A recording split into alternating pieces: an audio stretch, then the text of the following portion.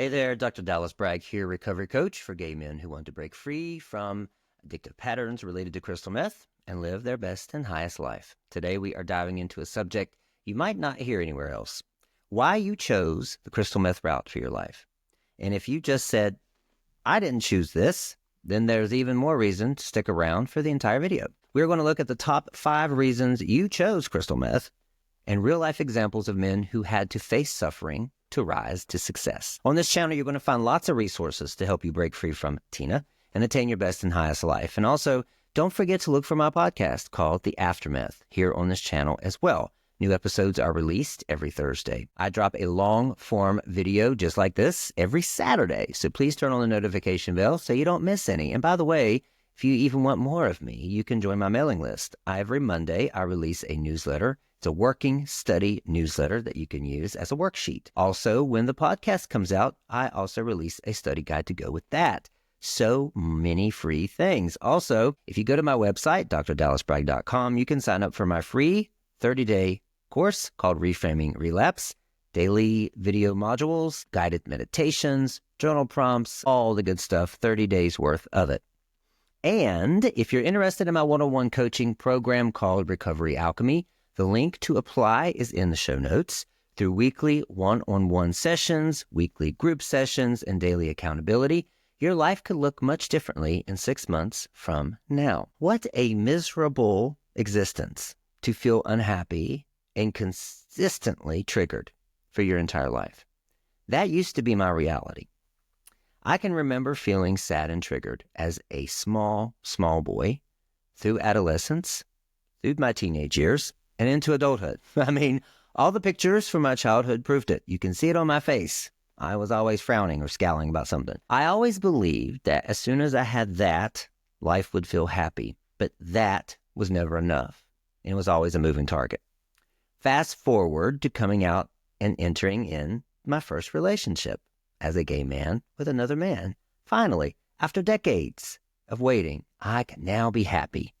But boy, was I poorly mistaken, because when I got what I wanted, it came with a price because I was not ready for a relationship. And after 15 months of grueling agony for both of us, it became very clear the relationship came into my life to point out the deep wounds that still needed attention inside me. Those same deep wounds that drove me to unhappiness as a teenager, as a boy, as an adult, young adult, as a father, and then as an adult gay man. I realize now that getting what I want almost always comes with a price. What I always wanted was happiness.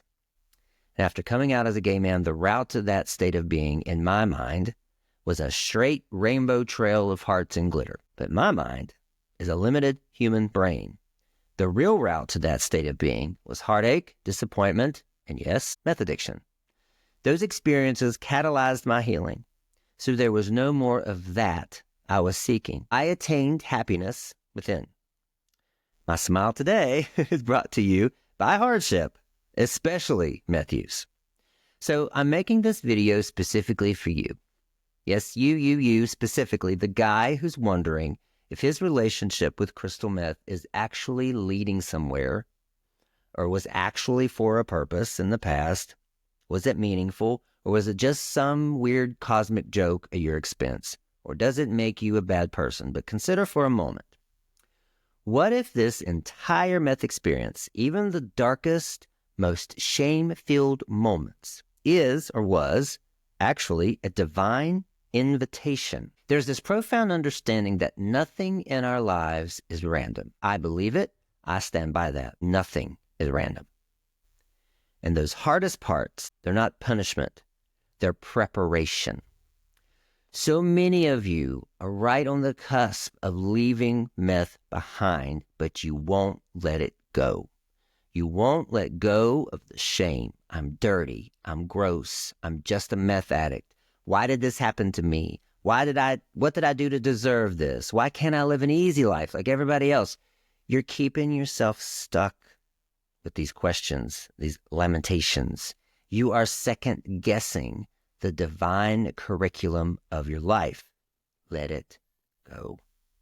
Allow for the purpose of your meth use to rise, embrace it, and embody the freedom that comes from knowing and integrating the lessons. A meth experience is just a life experience. That's it. All life experiences are here for your best and your highest. They're not at random. All of them, no exceptions, are here to push you toward your fullest potential.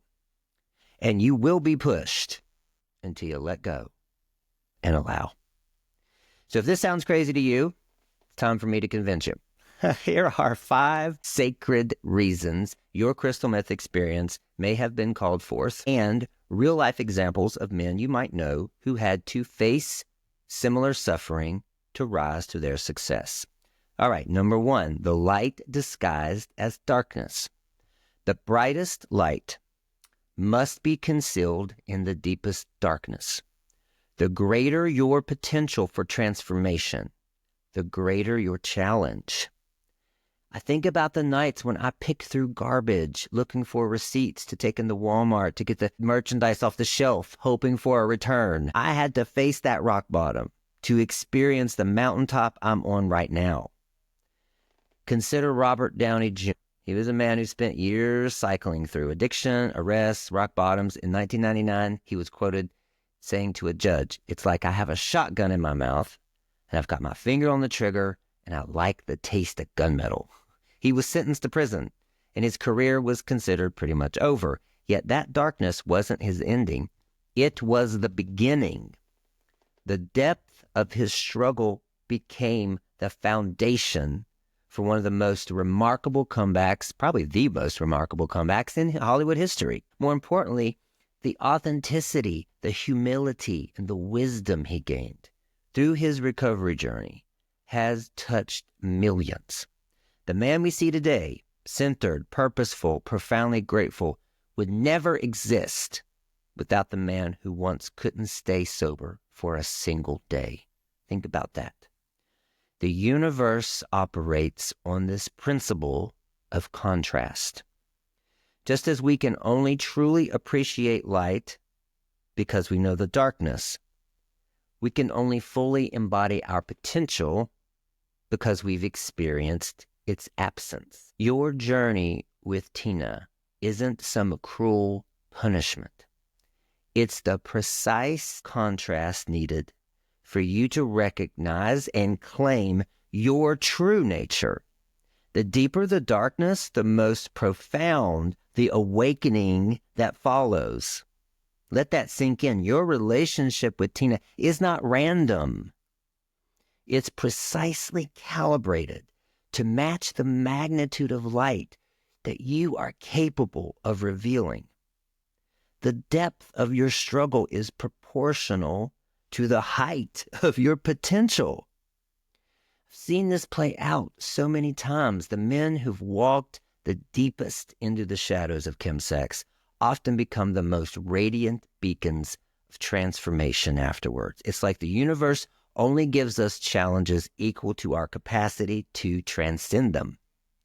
So what if that darkness was actually the necessary contrast for you to recognize, to see your light? Finally, what if meth addiction was the only thing that could have opened it up? What if the pain was the precise catalyst needed to crack open your heart to a level of compassion that you couldn't have accessed otherwise? Number 2, the vessel breaking experience. So sometimes our old containers, our old vessels, our old identities, beliefs, our patterns must shatter completely before we can rebuild them strong enough to hold our true power, our new power. If you've followed me for any length of time, I'm sure you've heard my story of realizing that my life had to die and decompose like a tree in the woods in order to spring forth as something new. So here's an example. Look at Brandon Novak, if you've heard of him. He was a pro skateboarder who became homeless. He was injecting heroin under bridges, stealing from his mother. Does this sound familiar? He was declared legally dead 3 times from overdoses. In his own words, is, "I lost everything and my life was over." Today, he's helped thousands find recovery. He's written books. He speaks internationally and operates recovery centers. But hear what he says. Listen to this quote of his darkest moments. I needed to lose it all. I needed to have nothing left to hold on to except the possibility of change. Think about the vessels that have broken in your life because of crystal meth. Maybe it was your relationships. Maybe it was your career. Maybe it was your physical health, your financial stability. These vessels weren't broken randomly. They broke precisely because they couldn't contain your expansion, your authentic expansion, what's due for you. They were too small, too rigid, and built on outdated beliefs about who you are and what you're capable of being. The universe wasn't punishing you. It was freeing you from containers that were limiting your soul's expression. Think about this. When you hit those moments where absolutely everything fell apart because of crystal meth, that wasn't failure. That was a necessary disillusion. You cannot pour new wine into old wineskins. The breaking isn't the tragedy. It's the prerequisite for your rebirth. Your addiction experience is breaking down structures that were never meant to contain the expanded version of you that's emerging from the experience. If you'll let it, the relationships that couldn't withstand your truth, the job that didn't align with your soul's purpose, the coping mechanisms that kept you small, all of these needed to fall away. But you have to let them fall. Number 3, the soul correction journey. So each soul comes to this world with precise areas that need refinement. Now, this may trigger some of you. You may not like it. Talking about souls and predestination and those kind of things. Just roll with it for a minute. Your specific pattern with meth is revealing exactly what your soul came here to master. My personal learning and life purpose is to find self-acceptance. I have felt left out my entire life.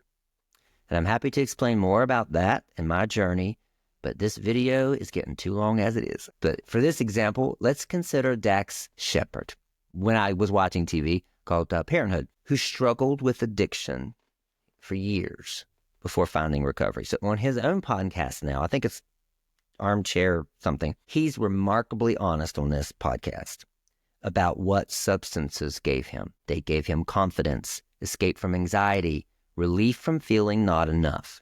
His recovery journey wasn't just about stopping the substances. It was about learning to provide himself with exactly what the drugs once gave him. Listen to that.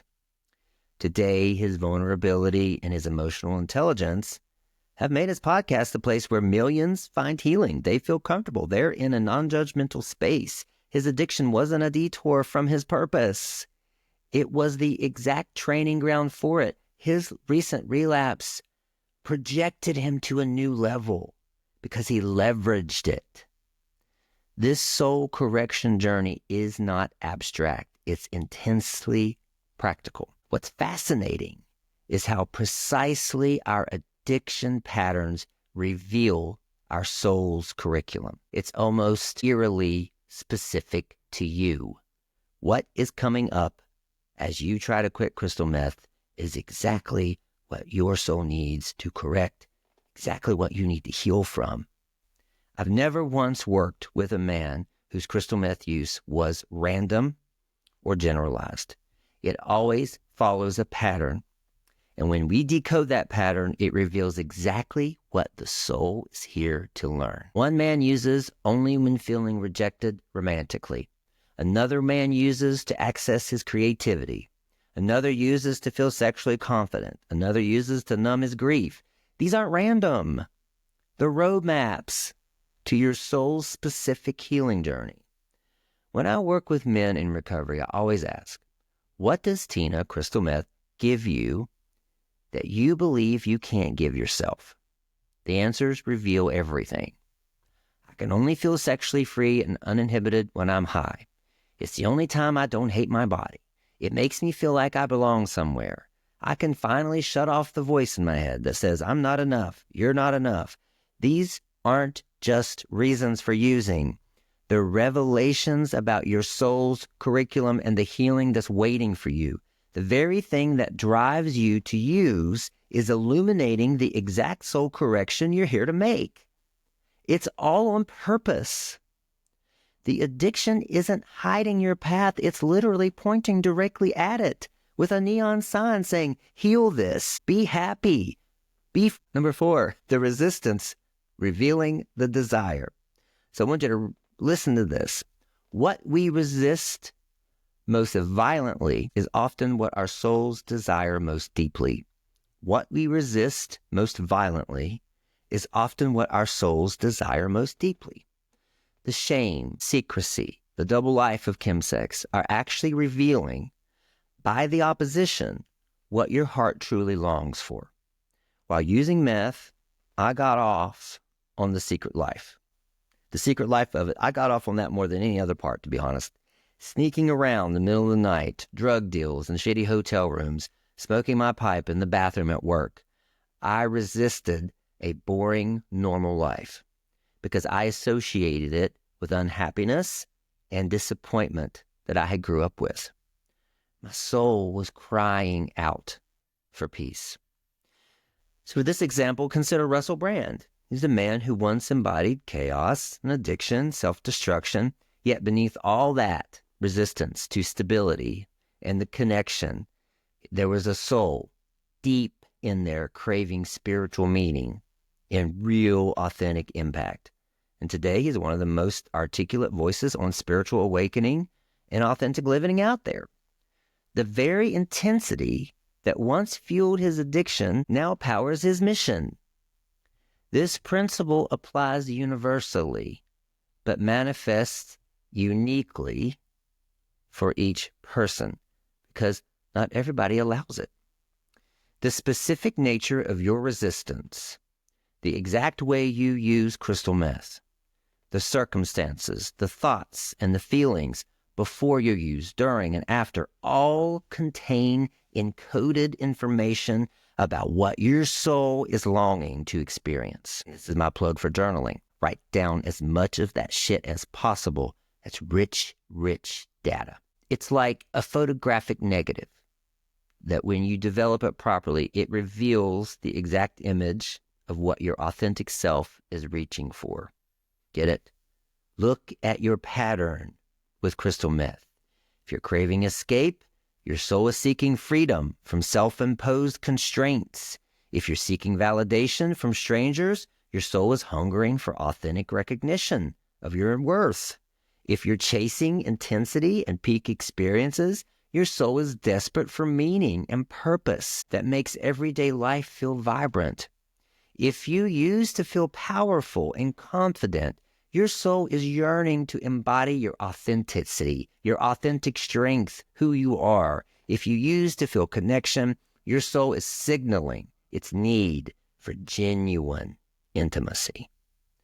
The addiction hasn't taken you off course. The addiction hasn't taken you off course. It's showing you exactly what your course needs to be.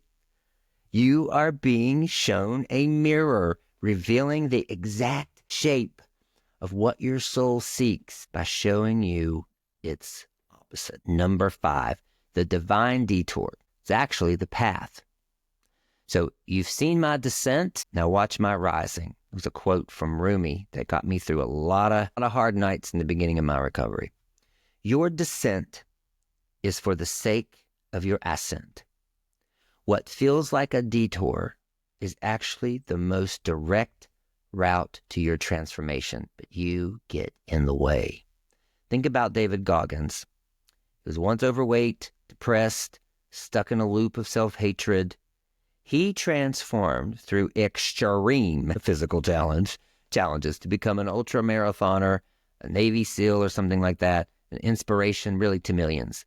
And he wrote, I needed every second of that suffering. It wasn't a detour from my path. It was the path. Because he understands that, he is now on this trajectory forward. This principle transformed my understanding of my own journey. For years, I saw my struggle with substances as this embarrassing detour from my real life, my true life, this thing I needed to get past so I could finally get on with my actual purpose, right? I think if only I hadn't wasted those years. Then one day it hit me. I wasn't equipped to fulfill my purpose before the meth journey. The perspective, the humility, the compassion, the resilience, those are things I didn't have. I developed through that quote-unquote detour of meth addiction. They weren't optional accessories. They were the essential foundations for the work I was meant to do next.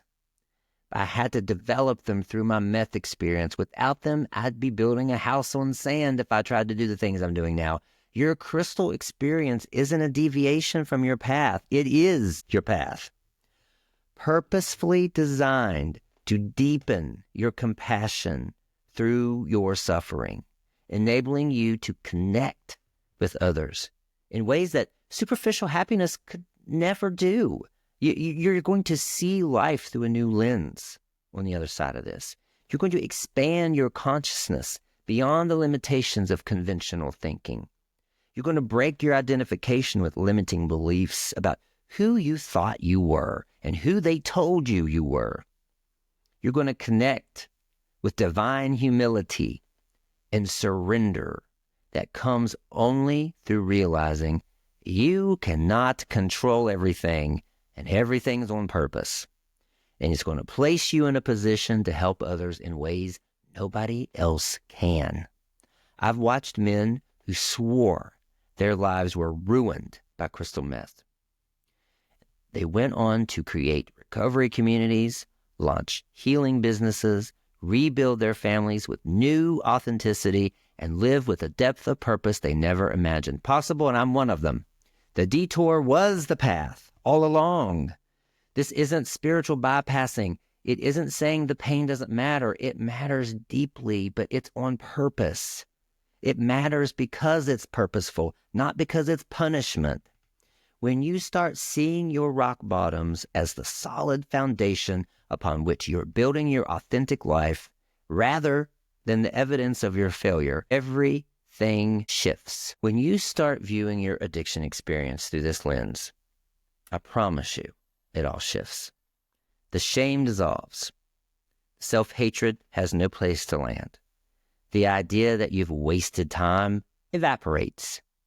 This perspective doesn't absolve you from doing the work, but it transmutes the energy behind the work from desperate escaping to I am sacredly becoming. You're not escaping, you're becoming. Here's what I want you to consider. What if the exact parts of yourself you've been running from are actually the keys to your liberation? What if the intensity of your struggle is precisely matched to the intensity of light you're here to bring? What if nothing, absolutely nothing about your journey has been a mistake? I see men every day who are transforming their relationship with crystal meth from their greatest shame to their greatest teacher. That same sensitivity that made you vulnerable to addiction is your greatest gift. The same intensity that drove your using will fuel your new purpose. The same courage it takes to face another fucking day in recovery will inspire countless others walking behind you, looking at your example. Your relationship with crystal meth has been preparing you for something far greater than you can currently imagine. The universe doesn't make mistakes, and neither does your soul. You're not broken. You're breaking open. You're not lost. You're being led. The path forward isn't about becoming someone new. It's about allowing everything you've experienced to reveal who you've always been beneath the noise. This is your divine invitation. Your soul has been preparing for this moment of recognition for lifetimes. I love you so much. I would love to hear from you too. If you have any comments, what did I miss? What triggered you? Tell me in the comments of the video. And if you have any ideas for other topics, I'd like to hear from you as well. All right, with that, have a great day.